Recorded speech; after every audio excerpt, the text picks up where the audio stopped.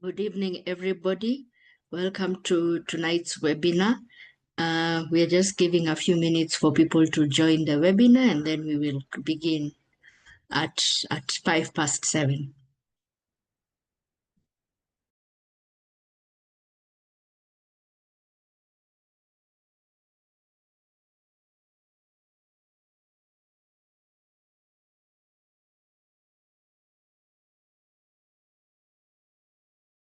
I hope you can hear me well.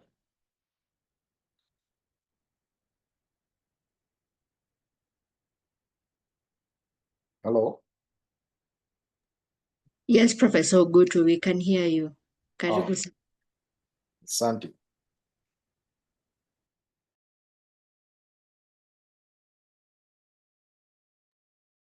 Welcome, everyone. We're just giving time for you to join in and settle in for the webinar. We'll be starting at 7:05. You're most welcome to tonight's webinar.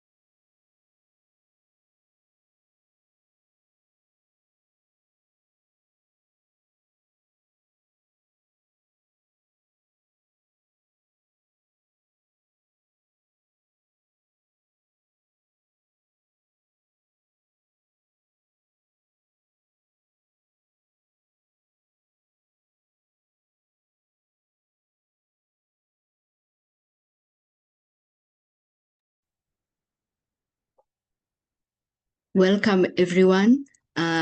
Today we are going to be having a webinar facilitated by Professor Bernhard Ogutu. Professor Ogutu is a leading authority in clinical trials and malaria therapeutics with over 50 peer-reviewed publications and extensive experience advancing medical research across Africa. He holds a doctorate in clinical pharmacology from the University of Nairobi and is triple certified as a medical practitioner, pediatrician, and clinical pharmacologist. Currently, he serves as the senior principal clinical research scientist at KEMRI, Kenya Medical Research Institute, and senior clinical trialist with the Malaria Clinical Trials Alliance of the In-Depth Network. His research focus is mainly on clinical trial design and implementation, disease pathogenesis, clinical therapeutics in malaria, and clinical trials capacity building. Welcome, Professor Ogutu, for your presentation tonight.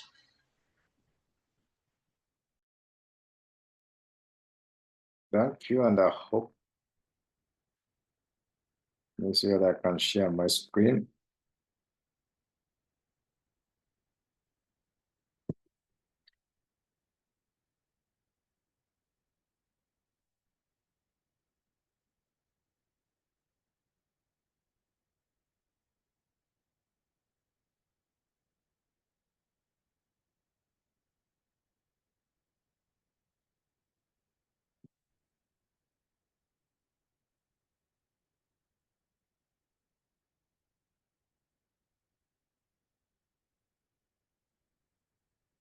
Hello, I hope you can see my screen.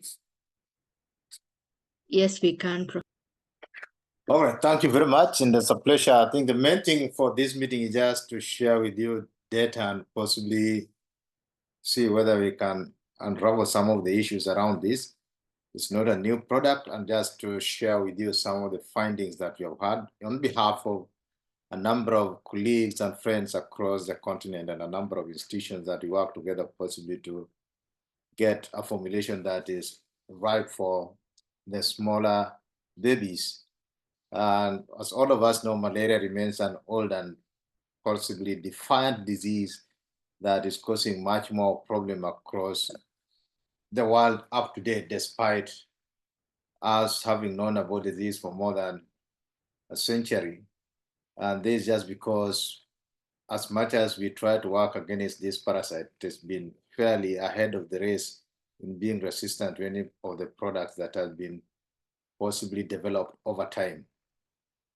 As we know, we've had a number of malaria products developed in the last 20 years, but we have not had a product that cuts across the entire breadth of the age groups that suffer from the disease. We've never had a product designated for children less than 5 kilograms of age, despite neonatal period being the area that we still have a high mortality. And this is just because if we look at even the clinical trials landscape, the pediatric population accounts for less than 5% of the clinical trials that go on. And if you go to the neonatal period, the numbers are even lower. And this is one of the things that currently the restructuring of the clinical trials landscape by WHO and World Health Assembly is basically to see how would we put our money where we have the biggest burden, and that is where we have the highest mortality. And for anybody managing children, being in a situation where you don't have a proper drug well formulated for the age group you're dealing with makes it very difficult for pediatricians, those who are managing children in these difficult circumstances and in remote settings, if you don't have a drug that is suited for that group of people. And I think that's one thing that actually drove the whole agenda to see whether we can develop a product for children less than 5 kilos. And this happened over a couple of years because we know that we have been having artemether-lumefantrine for the last almost 20 years available in the market for other age groups and other weight bands, but not for this age group. And no other anti-malaria, a lot of them are usually, when you see the insert, is that it's only available for those who weigh more than 5 kilograms of weight, despite this high demand in this vulnerable population. And this is just because it is challenging to do clinical trials in that age group, or because of the ethical issues, and some of them are purely emotional, because when you talk of doing studies in pregnancy or in neonatal period, people start thinking with their head, they start thinking with their heart, and even very straightforward academic things become very emotional. And this has possibly made sure that we love children and pregnant women so much that we give them the worst products, which are developed purely by default. And I think that's what we wanted to get away with, possibly this time around, to have something that works for this age group. And that's why this number of groups sat together, and we had to possibly go through this to see whether we can really have a formulation that would work for this age group. because initially all of us know that we have been talking of break the tablet for artemether-lumefantrine to half and give it to a neonate if they have malaria. But we were proven wrong when we tried to look at that pharmacologically and realized it was a disservice that we are doing to this age group. And this was the first time we're really going to get through this. And with that, I'll just possibly take you around to what was done there were two studies that were done apart. The first one had to be stopped for ethical reasons, but the second study was taken to the end despite a very difficult recruitment program. So I'll just possibly move you through this, and then after that, we can answer questions that relate to doing studies in this age group. This basically is a disclaimer that what I say here, some of them are my own thinking and possibly the research group thinking, not necessarily for the developer that was part of this to help have the product marketed ultimately. There are no conflict of interest in this. We know that for a long time we have been using this with limited, but there's no data for this age group of those babies that were less than 5 kilos. And we initially started off this with the usual, using the conventional formulation that was there. And there were, when that was done, in the first few children that we studied, had the displeasure of being the chair of the scientific steering committee for that study. And when we did the first analysis for the first few participants that were enrolled, the artemether concentrations using the existing formulation that we currently have in the market, the artemether levels were 3 times what we were seeing in children greater than 5 kilos. And that led to the pausing of that study and actually stopping it, and then going back to the drawing board to possibly start formulation. And this is the time that now took a couple years to possibly develop a dispersible tablet formulation with an optimized dosage for this age group, actually to really address this. And this was to be compared with the existing historical data in terms of the therapeutic levels based on the data that was available in the database for the children greater than 5 kilos. So what we came out and designed, because this was a joint activity between the pharma company and the research groups, and it was an open label because this is a product that is already known, and we are not possibly going to compare this product to existing product because we know that there was a problem in terms of the disposition and the formulation was not right for this age group. And that's one of the things that led to we do an open label, because the outcomes were purely things that you could document, and there was nothing that being open label possibly might bias the outcome that we really needed. So we had a number of 2 cohorts that we were looking out to, and that was infants that were less than 5 kilos but greater than 28 days. So basically they are underweight, and I think that's the group that we started off with as we were running this, and with a new formulation that we had, which was to basically give it twice a day for 3 days, and it is a dispersible tablet like the current formulation that we have in the market. So we were able to recruit the 22 participants because this was purely a pharmacokinetic study to really have a proof of concept with a surrogate mark on parasite clearance and achieving. The main thing is to see whether we achieve the therapeutic drug levels based on the modeling that had been done from the previous study and help us to come up with the formulation as it were. Then we finished the 22 participants for the cohort 1. Then we went on for the cohort 2, which are neonates basically less than 28 days and less than 5 kilograms. The study had sites which were in some of the high transmission areas like DR Congo, Uganda. We had sites in Kenya and also sites in Burkina Faso. For the second cohort, which we initially thought we would achieve the same number, we're almost running into 1 year screening more than thousands of children or babies, and we were only able to recruit 6 of them. And we had to come up with the realization that we needed to stop the study and possibly use the data that we have and use that for basically to meet the develop enough data that we could use to apply for registration to make sure that this product can be available for those who really need it. And so the follow-up was for 43 days so that we can get that. And then because of the historical data that was seen in some, possibly in animals where there was a bit of effect on the neurological development, then we had a long-term follow-up for more than a year to at least just to, these are the youngest babies that have been exposed to this product to see whether this had any impact on the neurological development, and that's why the follow-up was done, and just basically to make sure that we had something that is complete based on historical data that was available in terms of safety.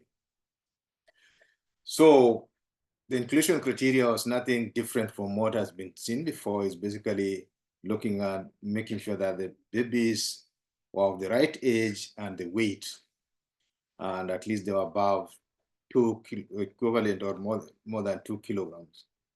And the parasite counts we started off low because these are the groups that also might be down with the disease at low parasite densities, and that's why most of the time we find that standard is around 2,000, lowest level of 2,000 to 5,000 parasites per microliter. But in this case, we had 500 and 100 in even the cohort 2. And then the symptomatology was also different in this group, in that fever was not one of the defining factors, because this is the age group that when they have then their alveolar infection, you are likely to have more of hypothermia rather than possibly having hypothermia. And I think these are some of the things that when designing this were quite clear that we are really going to look out for. And the rest were just the standard inclusion and exclusion criteria that you'd use for children of this age group. And also the hemoglobin level had to be not less, if they are less than 7, then they were excluded because that's very severe anemia that require transfusion in this age group. So the primary endpoint for this study was to assess the pharmacokinetics, especially for the artemether, which we are concerned about based on the previous study looking at the pharmacokinetics of artemether based on the formulation that is currently in the market. Then the other thing was the pharmacokinetics of lumefantrine on day 8, because the drug level, especially lumefantrine on day 8, is if it is below the expected level, then you stand a chance, the patient stands a chance of possibly having recrudescence. And those are some of the things that we are really looking out for. And then some of the things were to just look at the PK of artemether and lumefantrine, and then see whether we're achieving the maximum concentration. And also looking at the parasite clearance, because the numbers were small, so efficacy was something that we looked at secondary, and whether there was going to be any recrudescence after the treatment, and also looking at the parasite clearance time as secondary outcome. And one of the things was basically also looking at safety, what sort of adverse events would we pick, and some of the safety measurement based on the laboratory assessment that were done as we followed up these babies. So those are some of the things that we are really looking out for, but this was purely a PK study to really make sure that we achieve the plasma concentration, as we know that the two molecules of concern, that are artemether and lumefantrine, are already known to be effective in the treatment of falciparum malaria.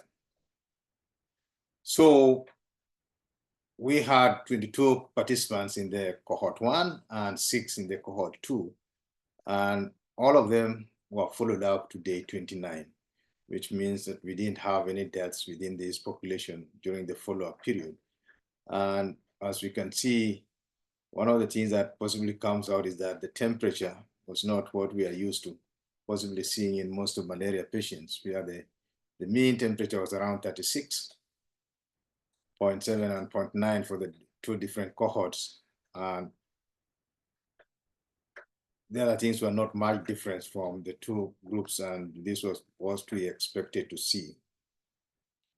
So the gender disparity, I think that's not something that we randomized for. So thus being in the cohort 2 having 3 females and 3 males was purely by chance. So when you looked at the key endpoint, which was basically looking at the primary endpoint for the cohort 1, we were able to achieve based on the Abdallah 2008, which is looking at the plasma concentration in children, about 5 kilos, on the phase 3 clinical trial for the Coartem dispersible that is in the market. And when we looked at cohort 1 with the 20 participants that we had, you can see that the plasma concentration were within the range of what was reported with the older formulation that we already have in the market. And this makes sure that we achieved the endpoint for this in cohort 1 for these babies that were less than 5 kilos with a mean value of possibly 100 nanograms per mil. And this meant that we achieved what we, even in cohort 2, we more or less achieved the same because they are also within that, despite the number being small, because we want to possibly would have achieved a larger number. That's what we have, but the trend was quite clear that we also fell within the target range of drug exposure for this group. So what we can say that this formulation met the requirement of drug exposure for babies less than 5 kilos. And I think that was the main thing that we are looking out for to make sure that we get that right. And if we look at the lumefantrine concentration, this also we can see in the Kalina study, which is the cohort 1, this was achieved by having the exposure within the range of what had been seen in the babies more than 5 kilos in the historical data from the phase 3 study of the current formulation that is available in the market. And we feel that with the cure rate that we saw and the lumefantrine at day 7, that was above 200 nanograms per mil, we achieved our target. So we are likely not to see recrudescence possibly related to poor exposure to the drug. And I think this was going to be achieve the aim that we are really looking out for in this particular study. And the same was so for cohort 2, we saw the same trend. So when you looked at the cure rates, though this was purely a secondary endpoint because we didn't have the numbers, we can say that the cure rates, the PCR corrected, basically looking at whether it's a recrudescence or a new infection. We achieved what is within the recommended, because for a drug to be possibly used as a first line, it needs to have a cure rate of about 95%. And I think that was achieved both in the cohort 1 and even the cohort 2. Despite this is a good trend, but we can't say because this was a small number that was not powered for efficacy study. And also we didn't see recrudescence that by day 43. And I think that was quite a good outcome that shows that the drug is effective and provides what the parasite clearance with no treatment failures in this age group, because you know there's an age group that immunity, you might say there might be some transplacental immunity transfer, but also we know that currently with the disease burden, we have less exposure to malaria sometimes from the pregnant women, so they might not have much of the antibodies that possibly are transferred. So these are vulnerable population that if they get infected, then they are likely to calm down with the disease. So when we looked at parasite clearance, we can see that most of the children, the babies actually clear their parasites, and the outlier of just 60 by 60 hours, everybody had cleared their parasites, which means the therapeutic levels at Temeter was adequate, and also that resulted in clearance of the parasite, because this was individual parasite clearance times, because there are not many. So we could see that both in cohort 1 and in cohort 2, which is those babies that were greater than 28 days and those who are less than 28 days. So both of them more or less achieved the same parasite clearance with a mean parasite clearance time of 34 hours, which is just really around 1.5 days, so which was a good because this is the same or parasite clearance time we have from the formulation that is currently in the market for the children greater than 5 kilos. So this also was a good finding that this formulation provides adequate therapeutic drug exposure with antecedent parasite clearance time that is within what is expected. So what we can say that the lumefantrine maximum concentrations was also within what is expected based on the historical data for the current formulation that we have in the market. And this was quite reassuring. And this ensured that we are not likely to have treatment failures based on underexposure of lumefantrine, which is basically to protect the artemether and basically clearing any remaining parasites after the rapid clearance of the parasites by artemether. From the safety profile, this was just consistent with what we had seen previously in the current formulation that we have in the market. There were no deaths, which was a good sign. And most of the other adverse events that were seen were purely things related to the disease, and we could not possibly apportion them. And even the numbers were not anything out of the ordinary from what had been seen previously with the current formulation that we have in the market and for children that are above 5 kilos. And you also have some vomiting that was seen in babies that they were redosed successfully. And we thought maybe one of the vomiting was related to the treatment, but I think that can happen. And we didn't see any neurological findings that would be suggestive of any impact on these babies at the age of 12 months when they had the long-term review, because that's one of the things that we really looked out for to see whether being the youngest and possibly babies exposed to this product, whether we might have anything that possibly might be untoward if possibly the artemisinin have any impact on neurological development of babies. Yeah. So what we ended up with is that the Kalina study demonstrated that the optimized dose for artemether lumefantrine achieved the required exposure levels of artemether and lumefantrine in young infants. And the efficacy and the safety of this optimized dose was comparable to the known profile for artemether lumefantrine for babies greater than 5 kilos.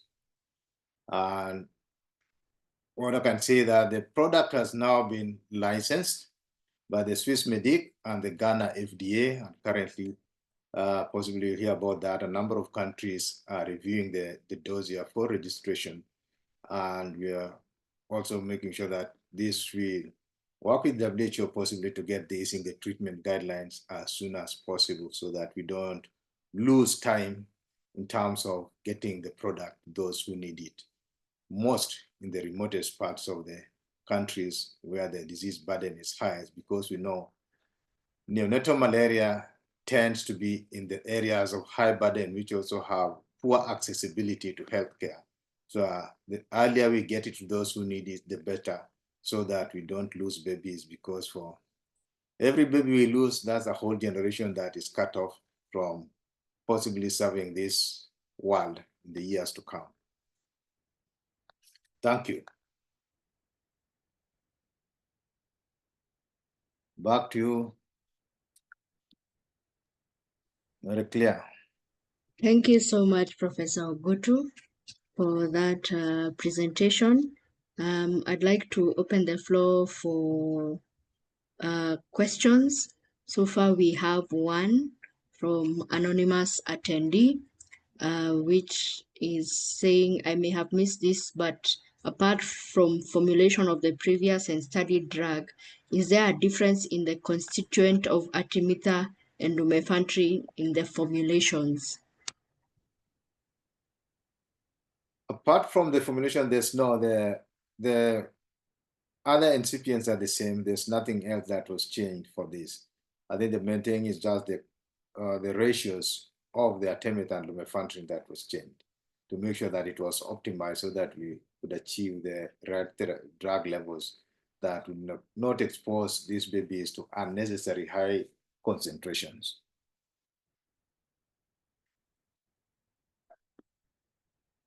All right. We're still taking questions via the Q&A section or the raised hand option.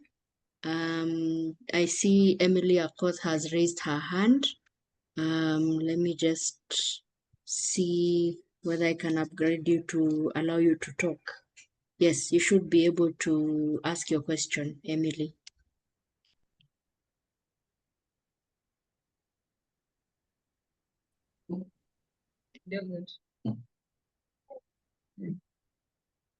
Hi. Hello.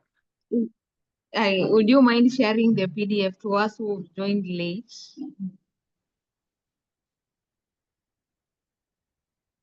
Right. I think we'll possibly, yeah, I think this now is it's nothing much more. It is in public domain.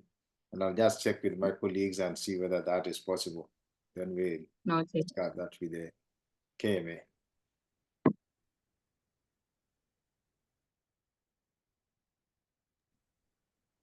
Any other question? There's one from Reino Akoth, which is there any change in AL dosing of under 5 in children under 5 kgs? I think that's what the current formulation has a lower dose for artemether. And this was basically to help us achieve the drug concentration that we now to kill the parasites, but not so. That is what was changed much is the ratios of the compounds that form the AL in this age group. So that's why it is a new formulation. Yeah. Okay. Douglas Okiru, your hand is raised. I've just upgraded you to ask your question. You can go ahead. Okay, my question is the new formulation for artemether for children below 5 kgs out ready in the market so that maybe by tomorrow you can order from our pharmaceutics? Thank you very much. It is not in the market because currently it is being pushed for, and I think possibly Davis will tell you that on how far we are with the registration in Kenya. Because I think once registered, then you can access it. Because currently the only place that I know it should be available is Ghana, where they already have approval for that. Maybe just as a quick follow-up to that, Prof. So yes, we've already initiated the process of registering in Kenya. We are looking towards launching sometime next year, probably from the 3rd quarter of next year. So be on the lookout. We're happy to invite you for the launch, and we'll let you know once the formulation is locally available. Thank you.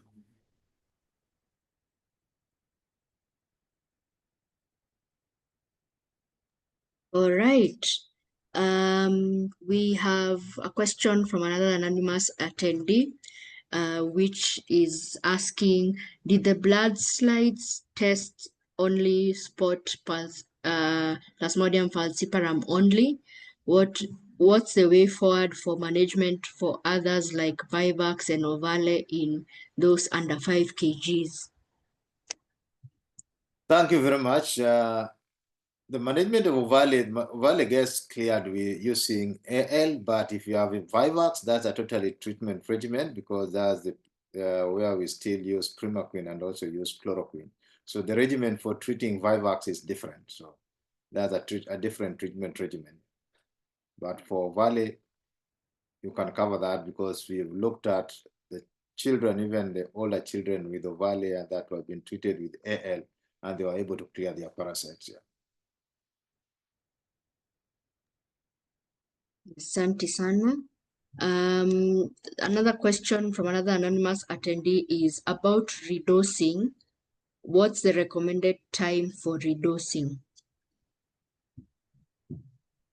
If somebody vomits or a baby vomits within 1 hour, then you want to redose them with a full dose because most likely there's very little that possibly has been absorbed. And I think but if it is after that, then if it is the vomiting happens much later or possibly after 2 hours, then most likely the drug had been possibly gone beyond the stomach. So you're not likely to redose if it is much later. But early around within the first hour, then you might have to redose with the full course, the full dose of the tablets that are needed. And I think Davis is going to talk about that on the strength and the tablets. Of course. Okay.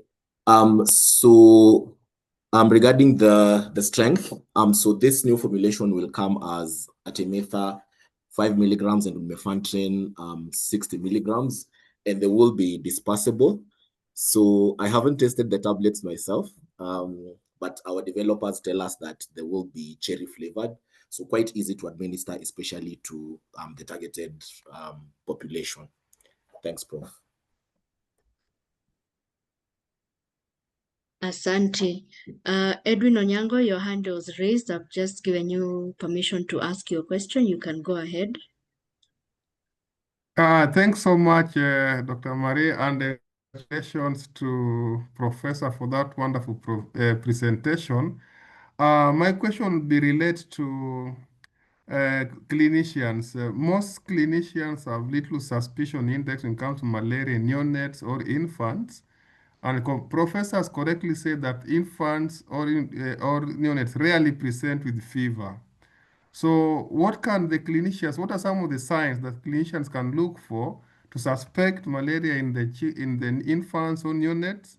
And how best can they identify them? And from your expert view, could this be malaria be transplacental, or mostly it could be due to a mosquito bite? Thank you so much, Prof, and congratulations. Thank you very much, Edwin, on this pertinent question. Neonates are very interesting people. The presentations in neonates doesn't vary with infection or possibly any other ill health. They'll either not stop feeding, they'll either become irritable, or they will cry, or they'll be hypothermic. And that stands whether they have meningitis or they have sepsis. So the main issue here is that a high index of suspicion and proper history taking is the most critical thing, and understanding where you are seeing your patients and what are the disease dynamics. So I think now that we have a product, I think let's just be keen on possibly ruling this out if you have a sick neonate, and depending on where you are practicing, and based on possibly the travel history and some of the things, the circumstances around the patient, because every patient is different.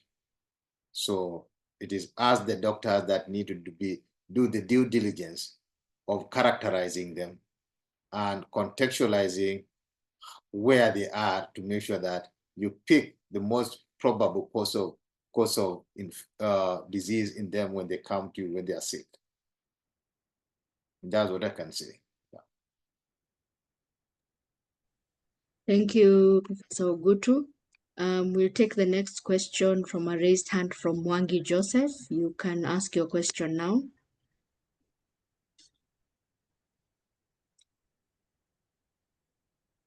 Mwangi Joseph, I see you've unmuted. Maybe you can ask your question.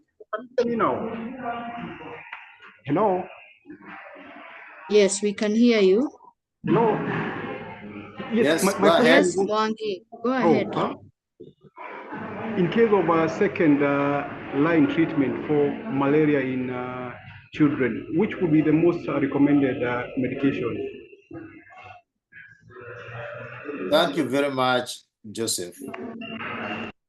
I know I have to be blamed, and those of us working in malaria have to be blamed for this issue of second line treatment. Previously, we used to have a second line treatment when we possibly have drugs that were failing. Currently, what we have are alternative treatments, not because what you have is failing. And the alternative treatment is just when somebody might not tolerate the first line or the drug that is available. And currently, if you are talking of those children or people older than more than 5 kilos of age, we know Kenyan's first line is artemether lumefantrine. There are alternative artemisinin-based combination therapies that are in the market. They are as effective. So if somebody can't tolerate artemether lumefantrine, then you can use diatramycinin piperaquine or pyrenoridine artesunate, and they'll work well if they can't tolerate, but not that artemether lumefantrine has failed. So that's where the issue of having alternative to the first line that is mostly used available. The only thing that is for these babies under 5 kilos, the only product that is optimized for them is currently this AL that possibly will be available in the market next year for us to use. I know the previous question was also whether we are having congenital malaria or most of it. Most of the congenital malaria is not as common as we see. Most of the cases that we see in this age group will be infections that possibly they get infected from a bite. And they're possibly getting it from transfusion is not very much, because not most of them get transfusion as such. Yeah, thank you. And just to possibly clear the air that from now on, there'll be a lot of discussion, because we are transitioning how we are going to treat malaria in the next years to come. And we are going to start using multiple first-line treatments. And Kenya, we are now working seriously on how to roll out the multiple first-line treatment. That would mean every 2 years, we'll be rotating the different antimalarials to make sure that we can confuse the parasite and make sure also that we can keep the drugs we have for a longer time. And this is a realization that we've come up with within the malaria front, that we need to start using multiple first-line. And I think this is something that is going to possibly peak towards the end of next year, that as we possibly might be 2027 rolling out, possibly change from what we currently use. And I think this is something that possibly will be coming up quite often. Thank you. Thank you so much, Professor Ogutu. The next question is by a raised hand from Anne Patricia Kamau. You can go ahead and ask your question.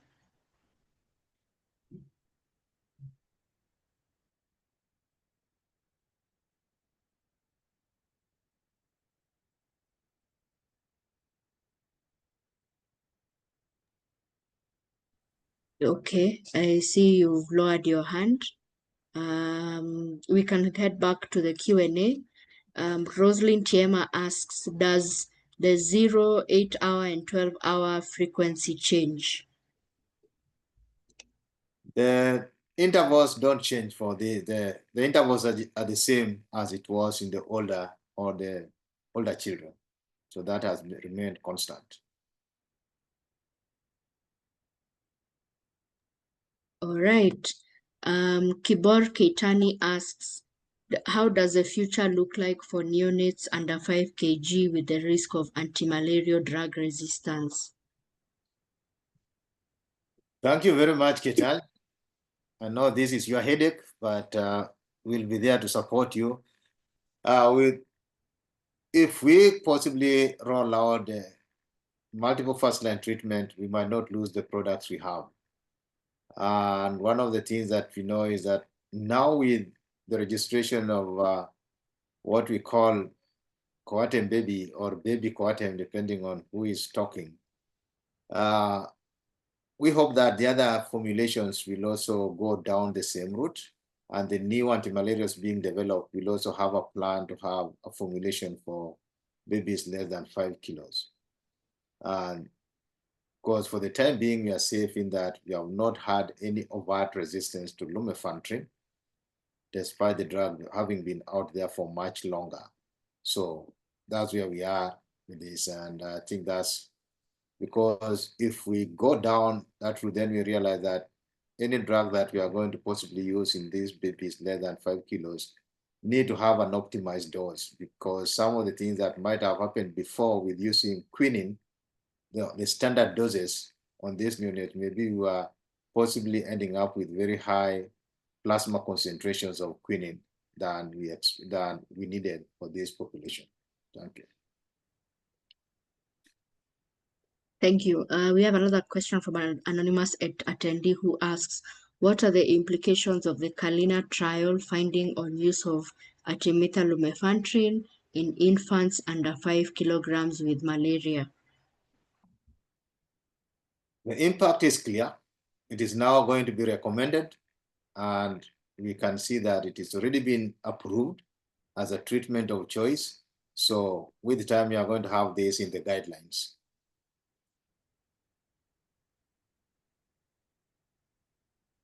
Asante. I see we have another raised hand by Joy Muyonga. Joy, you can go ahead and ask your question.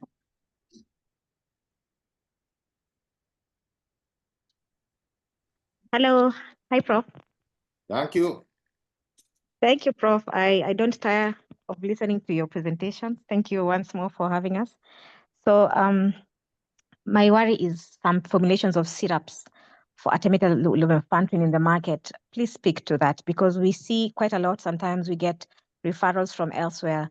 They used the syrup formulations and they come as treatment failures. What are your thoughts on this? Thank you very much, Joy. And this is a very pertinent question.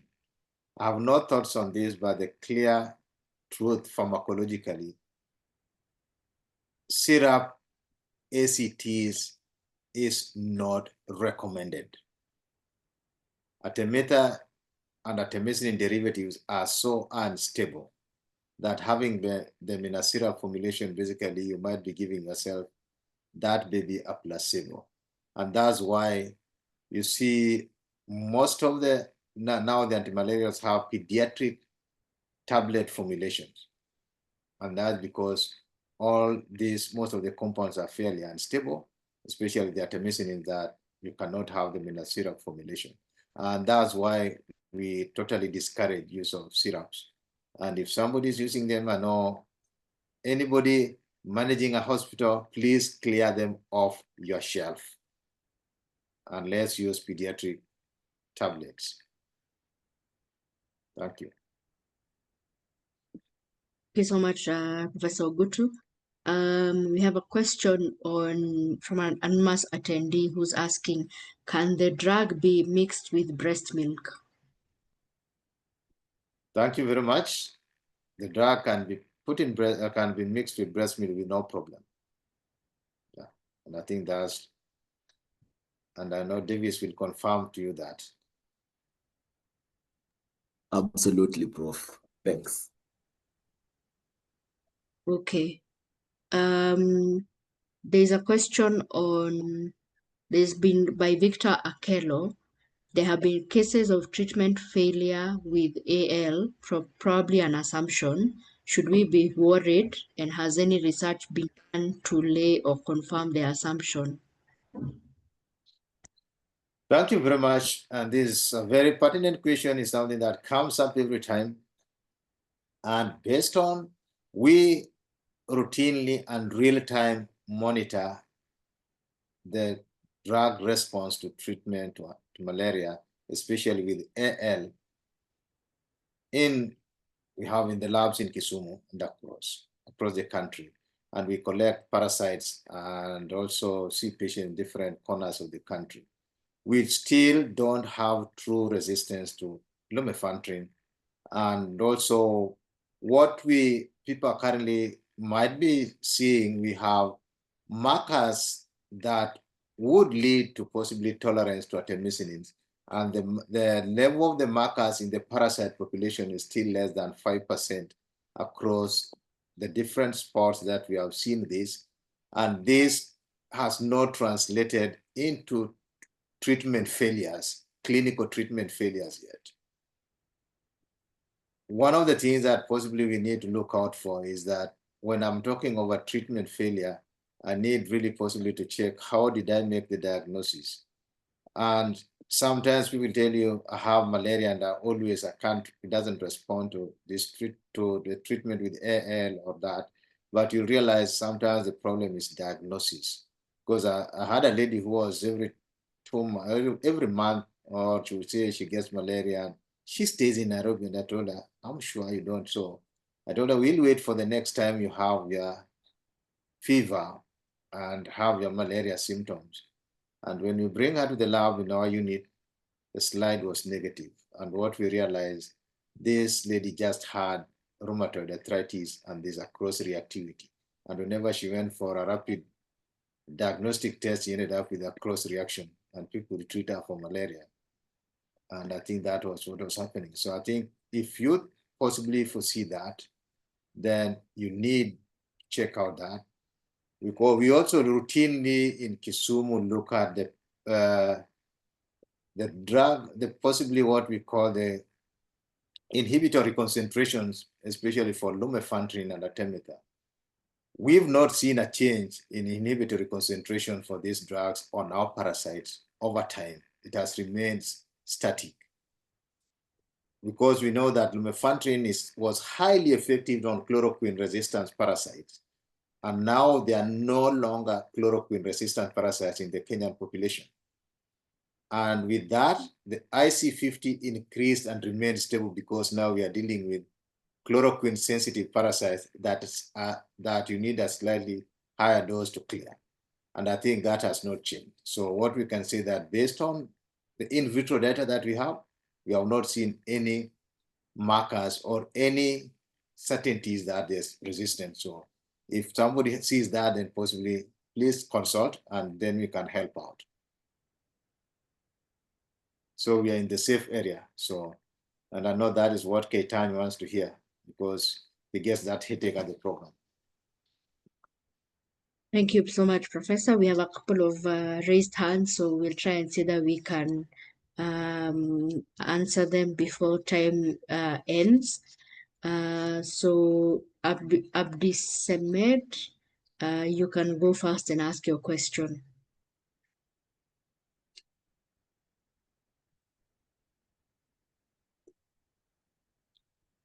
Thank you so much. My question goes to Professor. I want to ask, what is the signs of severe malaria in children? What is the recommended management or treatment for it? Thank you so much. Thank you very much. And what I would say that severe malaria in children is a syndrome. So, and when you talk of syndrome, it's purely a constellation of clinical signs and symptoms that we look out for. Traditionally, we have had three major clusters, which is basically talking of respiratory distress, cerebral malaria, and severe anemia are the main cardinal, possibly syndromes that we deal with for severe malaria in children. But those who have had multiple convulsions and also those who are not able to tolerate oral medication also should just be treated in the same category because at this point, it is not a scientific exercise, but it is a life and death exercise. So if somebody might not tolerate oral, they need to be given parenteral treatment. And the treatment of choice is artesunate. And I now seen occasionally in the private sector where people have said, oh, it is not responding to artesunate and and they add on quinine. That is purely something else, not even pharmacological response, because quinine has a very slow therapeutic effect on clearing the parasite compared to artemisinin, that if you give it, you're possibly going to see the effect of quinine happening more than 30 hours later down the line. And you're basically treating your own personal instincts than helping that patient. So the treatment choice is basically using artesunate, which you can give both intravenously and also intramuscularly. And I think that works pretty well for most people. And I think that's the recommended treatment for severe malaria. And if you think the baby or the person you're dealing with cannot tolerate oral, but we should not routinely use artesunate for outpatient care where you say, I'll give you a jab, go home and come back. Because one of the things is somebody is able to take orally, let them go on oral medication because the drug levels following intravenous or parenteral, let's say parenteral artemether or artesunate injection, and what you achieve by oral medication is the same. So let us not misuse the parenteral formulation for outpatient care. That might push us to possibly, because if you do that, you are not likely to complete the treatment with oral medication, which parenteral medication is, when we give it in hospital, it is inadequate and it is a monotherapy, but you have to finish it up with a full course of oral medication. So make sure that we just tease those two apart. Thank you. Thank you so much, Professor Ogutu.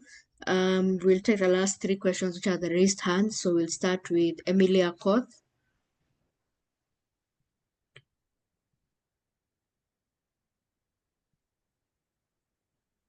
Emilia Koth, are you able to unmute? Yeah. So I was asking, how would this treatment regime be related to those babies born with special mothers, i.e. ISS?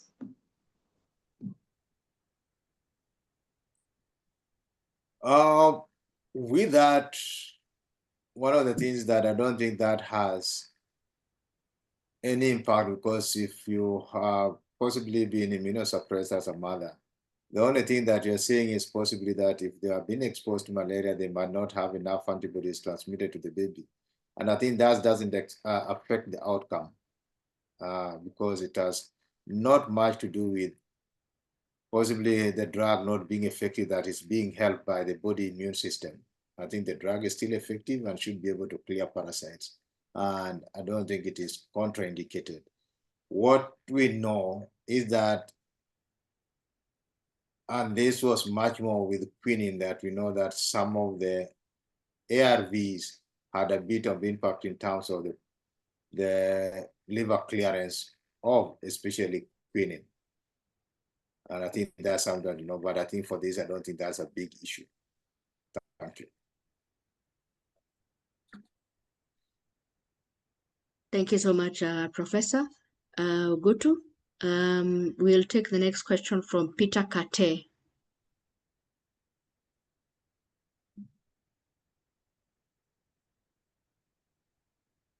Peter Kate, are you able to unmute?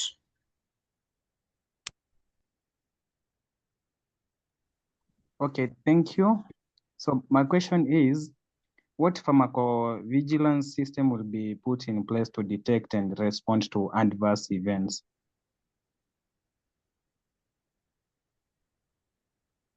Currently, we have the pharmacovigilance in place, and that is basically run by Pharmacy and Poisons Board. And we expect people to respond and possibly doctors to report any untoward effect that they see with the drug. I know this is one of the things that I know the manufacturer is going to be very keen on possibly looking at.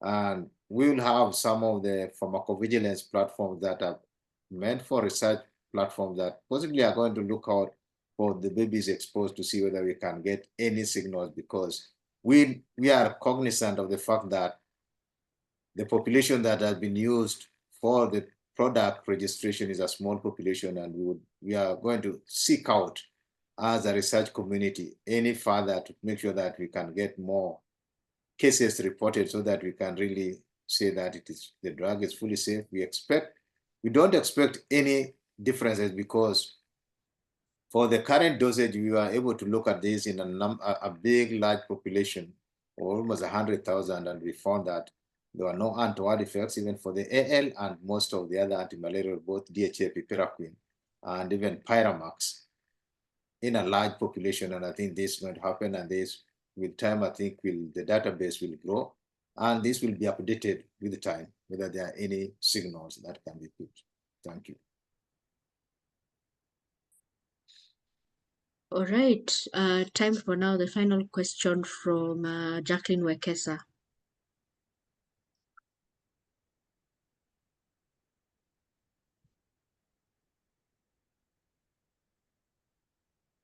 Jacqueline Wekesa.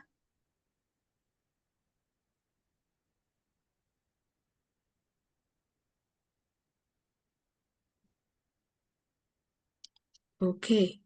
Professor Ogutu, maybe just to give you the last chance as we wrap up the webinar to give any parting shot or closing remarks before we invite the team from Novartis and KME to say something small. Mine is just to thank you for being ready to listen to this and possibly share with you what we see and what I can ask the medical fraternity. As we start rolling out the multiple first line, we would need your support. And please let us report any untoward effect we see of any of the drugs that we have. And also let us be vigilant and follow the guidelines for treatment of malaria. This is a common problem and can be treated anywhere, but also we still have many deaths related to malaria. And this, if we follow the guidelines and make sure that we diagnose and treat and track, because we don't like following up people that we have treated less. If you are very concerned, and especially if you are dealing with children, those who have severe disease need to be followed up because we have quite a number of almost 30% mortality within the couple of months after discharge from hospital. So these babies need to be followed up. So let's be vigilant so that we don't lose many generations that we are going to miss. For every child that we lose, we are losing the next leaders, and you can know that as a country in Kenya, we are deficient of leaders. So we don't want to lose any more of them. Thank you. Thank you so much, Professor Gutu, for the lovely presentation and taking us through the question and answer session. I'd now like to welcome a representative from Novartis just to say something small on behalf of Novartis. So, Mr. Davis Omondi, probably over to you to share something small about Novartis and how you've been able to facilitate tonight's discussion. Thank you so much, Dr. Mary Claire. A good evening to all of us. I hope we've all had quite some insightful discussions today. From us, we'd just like to thank all of you for your engaged participation in today's CME on the management of acute and complicated malaria in young infants under 5 kg. And as Prof really put it, this is a population that has really been ignored for a long time. For close to the 3 decades that we've had artemether-lumefantrine in our market, there's still a gap. And one of the populations that really felt this burden was our children under 5 kilos. So at least there's some good effort, and I believe there's also a very rich pipeline to ensure that even as we come up with other advances in medicines against malaria, we don't forget this population. So to the audience, I would really just like to applaud you for your dedication, as well as that zeal to continuously learn. And as Novartis, we'd just like to say we are deeply committed in the fight against malaria. And for the over 3 decades that we have been in the space, we have partnered across various sectors to advance access to quality assured antimalarial interventions. We're also very keen on supporting surveillance as well as resistance monitoring. We are big on research as well as development, and also to just work with the health systems to ensure that we strengthen our patient treatment pathways. So we'll continue to collaborate with clinicians, professional associations like KMA, policymakers, as well as other global health partners to improve outcomes and finally reduce the malaria burden and contribute to the long-term goal of elimination. So at this juncture, I'd like to just pass a sincere vote of thanks, first of all, to the Kenya Medical Association for mobilizing its members and for allowing us the opportunity to just speak about malaria.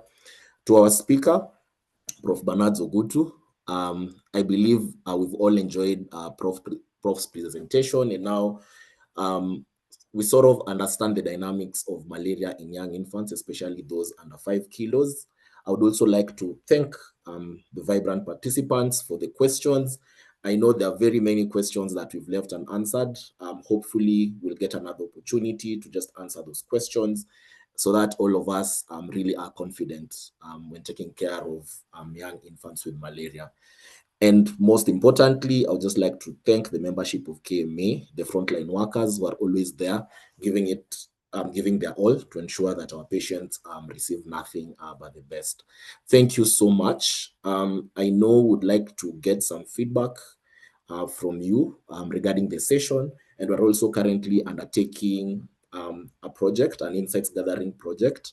We'll be reaching out with the link just so that you can give us a bit, you can share your experience dealing with malaria in young infants. It really goes a long way in ensuring that the products that we bring to market actually speak to the needs on the ground, and also just give the best to our patients.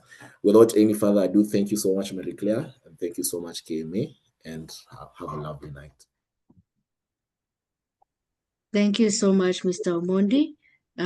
Finally, we'll just have a closing word from our KMA Vice President, Dr. Ibrahim Matende, before I do a final housekeeping on matters to do with will the slides be provided, CPDs and the like. Over to you, Dr. Matende.